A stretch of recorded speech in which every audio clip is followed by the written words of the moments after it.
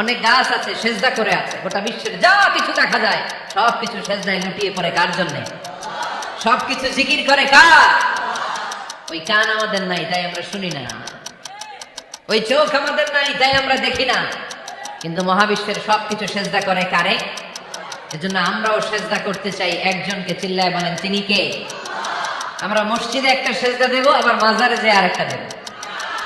হ্যাঁ, সমস্যা কি? সব জায়গায় দিলাম, মসজিদেও কিছু দিলাম, মাজারেও কিছু দিলাম। কুমিল্লার ভাইয়েরা আওয়াজ করে উত্তর দাও, মুসলমান সেজদায় কোনো ভাগাভাগি চলে? আল্লাহর রাজত্বে কোনো ভাগাভাগি আছে? সেজদা চলবে একজনের জন্য, তিনি কে? কোন ভণ্ডামির সাথে ইসলামের কোন সম্পর্ক, ভণ্ডামির সাথে কোরআনের কোন সম্পর্ক। ভণ্ডদের ভালো হওয়ার সুযোগ এখনো আছে না নাই? আজকের এই লাখো জনতার মাহফিল থেকে আমরা তাদেরকে উদাত্ত আহ্বান জানাই, ভণ্ডামি ছেড়ে দেন, ভালো হয়ে যান। ভালো হইতে পয়সা লাগে না।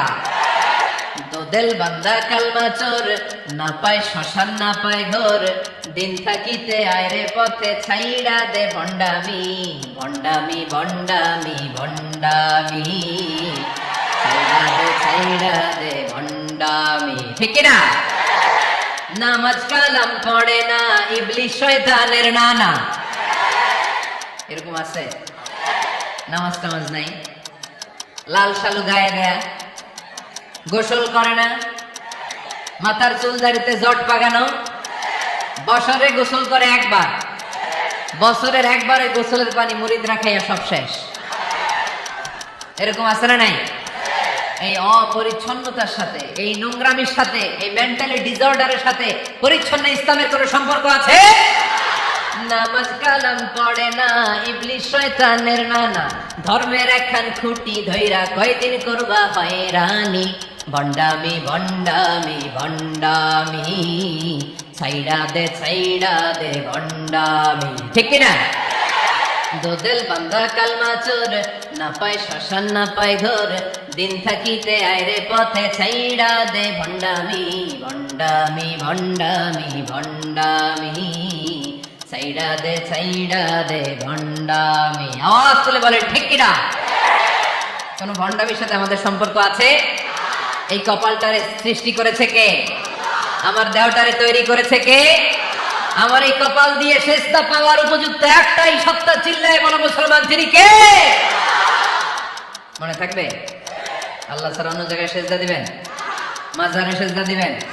বাজারে সেজদা দিবেন? সেজদা দিবেন কারে? সেজদা দিলেই লাভ, সেজদা দিলেই। তাহলে কোরআন আমাদেরকে শেখানো ওয়াসজুদ ওয়াক্তারি, prostrate and be closer to me. তোমরা না আল্লাহর কাছে যেতে চাও? তোমরা না আল্লাহর নৈকট্যপ্রাপ্ত বান্দা হতে চাও? তোমরা না আল্লাহর কাছের মাহবুব পেয়ারা বান্দা হতে চাও? তাহলে সেজদায় লুটিয়ে পড়ো, সেজদায় লুটিয়ে পড়ো, আল্লাহ তাআলা তোমাদেরকে কাছে টেনে নিবে। আওয়াজ তুলে বলেন ঠিক কিনা?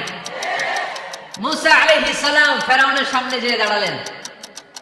ফেরাউনের জাদুকররা বিশাল বড় বড় বাঘ বানালো, সিংহ বানালো, সাপ বানালো। মুসা আলাইহিস সালাম দেখে ভড়কে গেলেন, ভয় পেয়ে গেলেন। আল্লাহ বললেন, মুসা ভয় নাই, তোমার লাঠিটা খালি ফেলো। কি ফেলো? মুসা আলাইহিস সালামকে একটা লাঠি দিছে কে? লাঠি ফেলার সাথে সাথে মুহূর্তের মধ্যে হাইয়াতান তাসআ, বিশাল এক অজগর সাপ।